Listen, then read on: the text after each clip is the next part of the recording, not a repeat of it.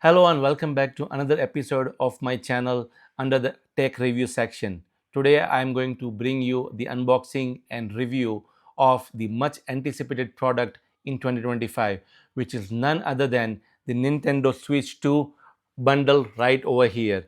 We all have been waiting for this product from past 10 years. So it is time for us to unbox this and understand what all it comes with, and I will also go through some setup as well as hands-on experience of this product along with some buying tips and what accessories you should consider when you're buying for this for yourself or your for kids. And please don't forget to like and subscribe my channel so that I can bring more such unboxing reviews to simplify your buying experience. Now without further ado, let's dive deep into the unboxing of this Nintendo Switch 2. I'm going to cut this tag over here. All right, so we have got quite a bit of information and details over here. So let us unbox all the items from this and then understand each of them. We have got two Joy-Cons, which is new and quite big. That is great. We also have the actual console, which is with the new size 7.9 inches. This is an LCD display, not OLED. So we have some paperwork here, which I'll put it aside. We have HDMI cable included. That is great. We even have two sleeves, which actually you can use it with the Joy-Con to make it as a mouse, which we'll talk about later. Let's keep this aside. We have controller grip over here, which is great. We also have a USB-C 60 or 70 watt charger with USB-C cable. The main thing, which I believe is the docking station for this new Nintendo Switch 2. I really love this matte black finish, and it also has the fan and everything from the release notes. The docking station looks really lightweight and quite sturdy. Let's talk about it in detail as well. Okay, so let's start with the main console over here. This is the 7.9-inch LCD screen, and let's talk about every bit of this product. On the top you have one USB-C audio jack, the memory card for your games, like volume button as well as on off button. Over the side is where your Joy-Cons will magnetically connect. Over the back is where you have this Nintendo Switch 2 label. You also have the stand, which is a very sturdy and interesting stand, which you can keep it like this, and that's a new design for this time. At the bottom of this console is where you have this areas where the heat will dissipate it outside. We have got one USB-C over here and the docking points, which will dock inside the docking station over here. The docking station, as you see, also has this Nintendo Switch 2 label, and the docking is as simple as you see. There you go. It's simple and easy to dock this as well. The dock station here is very simple and straightforward. You have got two USB-A ports on one side. You actually open this outwards to reveal the HDMI port, the USB-C and the LAN port here. So now let's talk about the Joy-Cons over here. The Joy-Cons are really very well designed. It's slightly bigger than the Switch 1 controls. Again, the joystick is also quite bigger than the previous generation. On the side is where you have got this magnetic buttons as well as some latches to open this Joy-Con. Now let me show you how it magnetically connects. As you see over here as well, it's fairly easy and simple.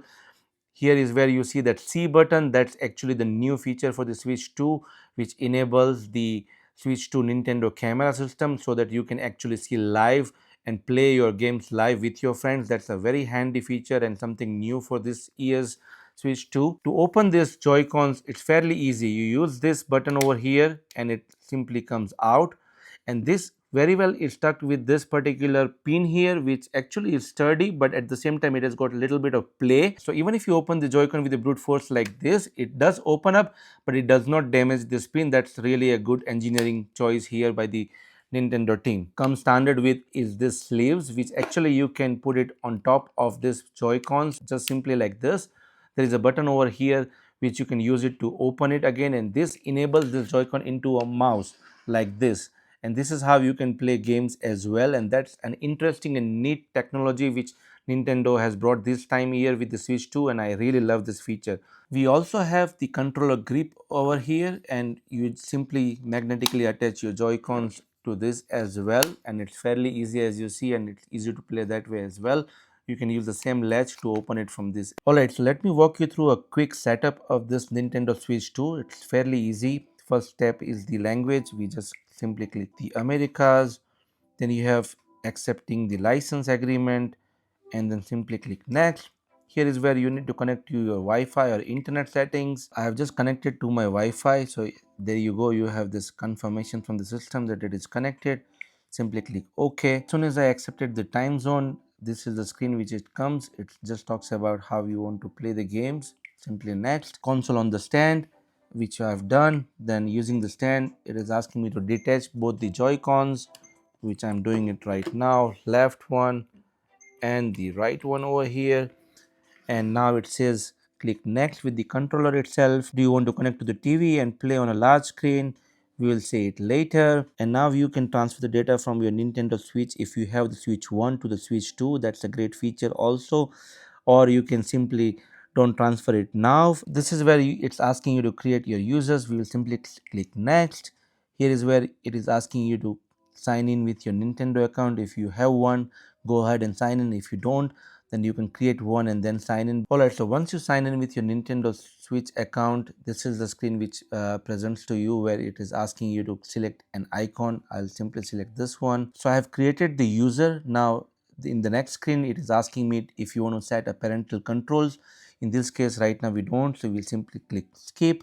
And here is where it talks about if you have any micro SD card where you have games, you can insert it on top here, otherwise you can skip it. The setup is complete, so it is asking you to go to the home menu.